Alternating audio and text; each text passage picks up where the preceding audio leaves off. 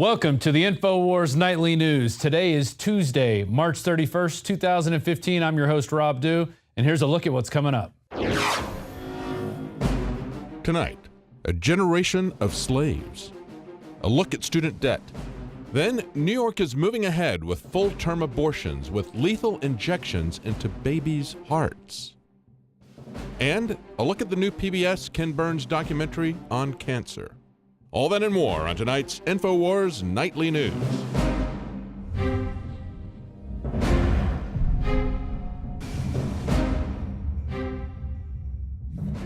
Well, if you're a TV head that lives on the East Coast, Monday morning your programming was interrupted by an emergency alert system. And this is something we've been talking about for many years here on INFOWARS. The article from Paul Joseph Watson is titled, "Nationwide Emergency Alert Test Causes Panic, Confusion.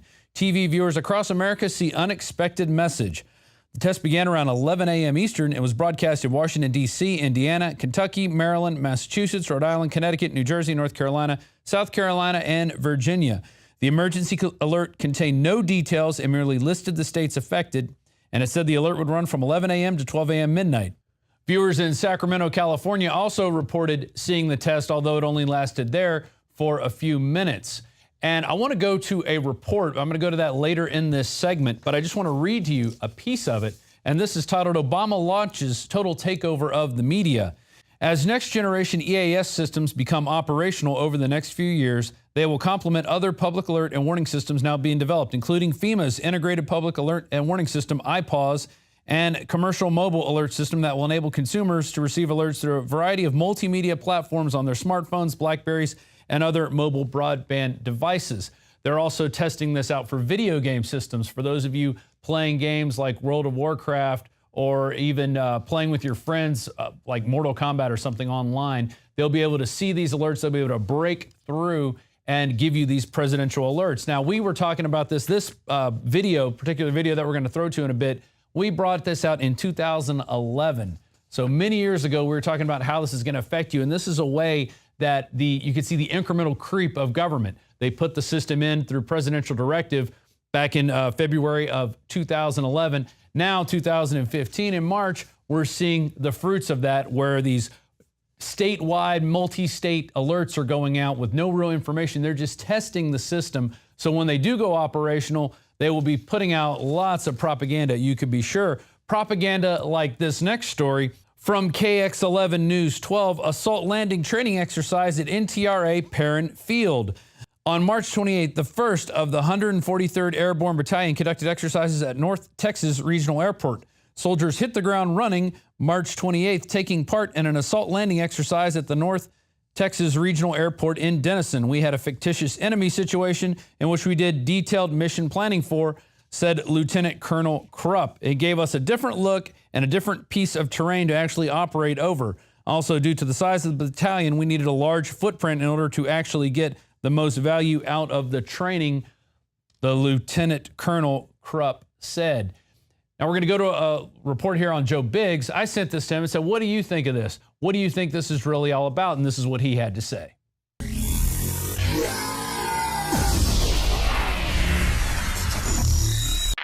Joe Biggs here with INFOWARS.com. Now, over the weekend, the 143rd Airborne Battalion conducted exercise at a North Regional Texas airport. Soldiers hit the ground running Saturday morning, taking part in an assault landing exercise at the North Texas Regional Airport in Denison. We had a fictitious enemy situation in which we did detailed mission planning for, said Lieutenant Colonel Krupp. We had a fictitious enemy situation in which we did detailed mission planning for. Why is Texas continuously being labeled as hostile? Why are all these enemy situations happening in Texas? What is going on? What is the military really, truly planning for?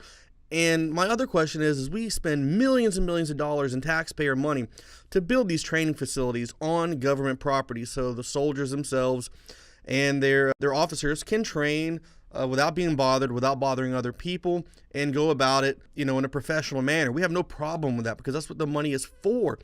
But there is a big problem when you start bringing these training exercises off of government property and into people's backyards. It is a conditioning, it is a psyop to get people used to seeing military presence every day.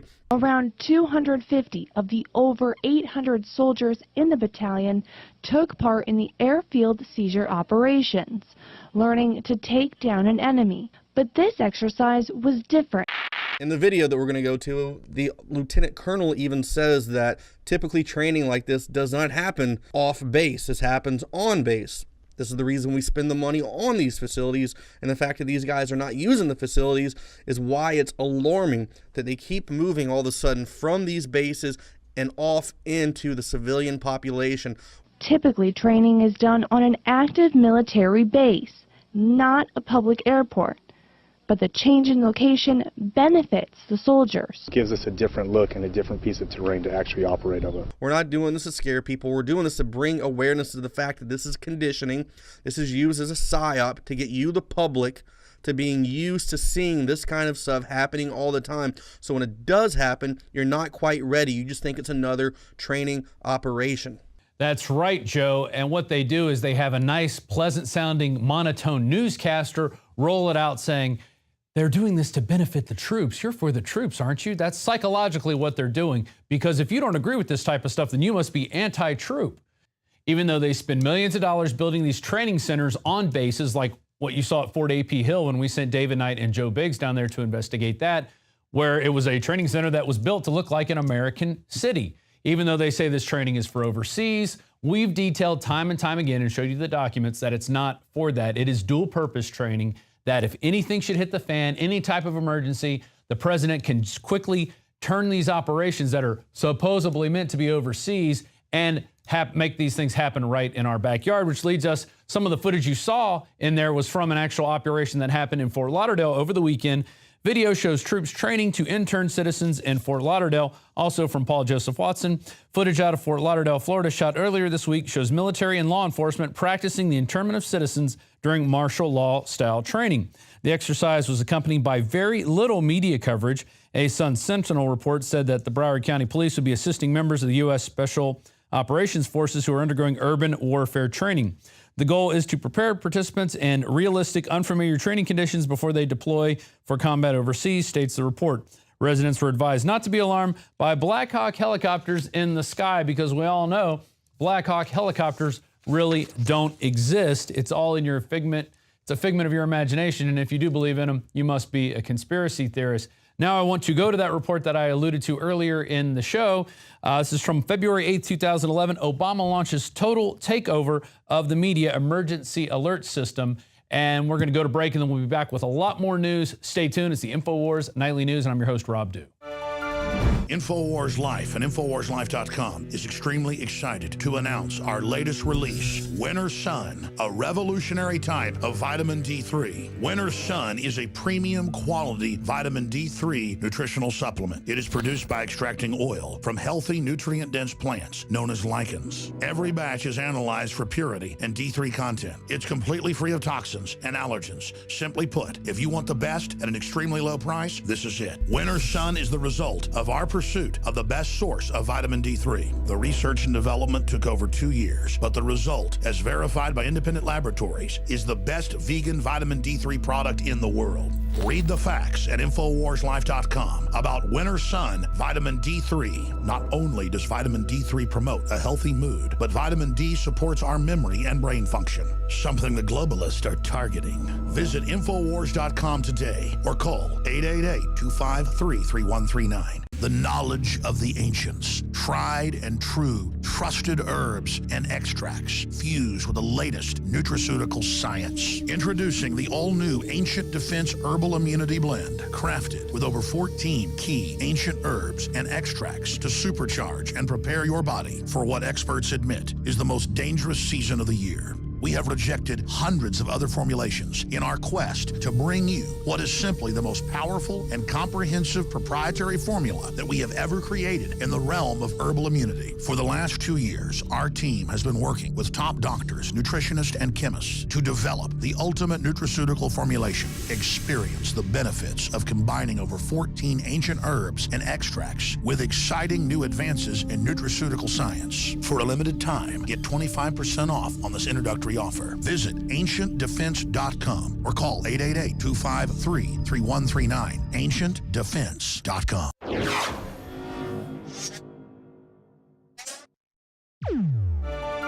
Welcome back. Yesterday, I published a video called Armed Trannies Attack the NSA, and it was based off news reports that had men dressed up as women who went into a NSA checkpoint in Fort Meade near D.C. in Maryland. And at some point, there was some confusion that erupted. Police opened fire, killed one of the people in the car, and took the other one to the hospital. And in addition, looks like a couple other guards were injured during the melee. What was going on? Well, now we've got a little more clarity on this. Here's from the Washington Post. A fatal wrong turn suspected at NSA. The dark-colored Escape was headed south on Baltimore-Washington Parkway. Its driver, and what authorities believe could have been a mistake, took a restricted exit leading to a security post at the sprawling campus of the National Security Agency at Fort Meade, Maryland.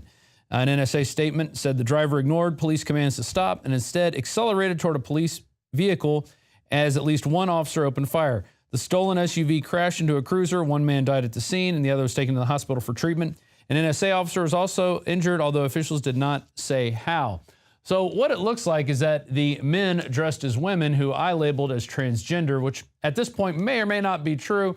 One thing is for certain, they were cross-dressing, were out partying with a third man at a hotel over on Route 1. At some point in the morning, they decided to go out for a joyride. They took the man's keys, took off, probably made a wrong exit, weren't thinking what they were doing because they had been partying up all night. There was drugs found in the car. Presumably, they were taking those drugs beforehand. I don't know, I'm just making that assumption. And then I want you to look at these maps. So you can see the detail right there. The third photo right there shows the Baltimore-Washington Parkway and the incident of the scene. Now, look right here. So here's the security checkpoint where they came through. It looks like they were trying to turn around and leave when at some point the police probably made some sort of verbal command to stop the car. The guys did not listen. Guys, gals, however they prefer to be called, I don't know at this point. And they were shot. Now, look at this detailed image of the incident. So it's obvious that they were not trying to go up to the NSA because the front right passenger side of the car hit the front right passenger side of the police car. So they were turning, making a break for it around this area. From what it looks like, you can see where the car came to a rest, that's what happened. And then you can see the body bag actually of one of the individuals there who obviously a horrible end to a night of partying. But what does this show?